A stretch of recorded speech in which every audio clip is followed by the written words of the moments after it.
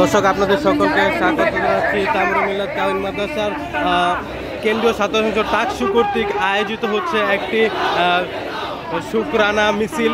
মূলত ফ্যাসিস্ট স্বৈরাচার খুনি হাসিনার ফাঁসির রায় উপলক্ষে এই মিছিলের আয়োজন করছে তামরুল মিল্লাত কেন্দ্রীয় ছাত্র সংসদ টাকসু। তারা বলছেন যে হাসিনার যে স্বৈরাচারী আমল, সেই স্বৈরাচারী আমল আমরা অনেক কষ্টের মধ্যে দিয়ে পার হয়েছি। আমরা চাই যে হাসিনার ফাঁসি বাংলাদেশে কার্যকর করা হোক।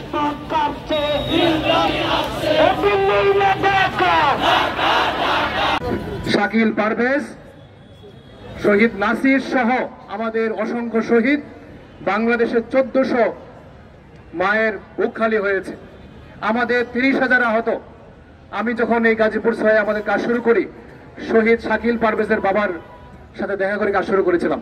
তিনি বলেছিলেন চম্বি জনপ্রিয়তা নিয়ে বাংলাদেশে ক্ষমতায় আসার পরেও এমন ভাবে গোষ্ঠী শুদ্ধ এক রাতে দুনিয়া থেকে বিদায় হতে হয়েছে।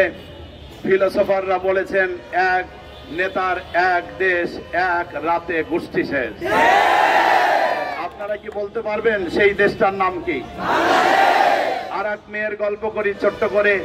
তিনি ছিলেন এক ফেসিবাদের জননী, তিনি ছিলেন রক্ত চোষার জননী। তিনি রক্ত ছাড়া খুন ছাড়া কিছু বুঝতেন না।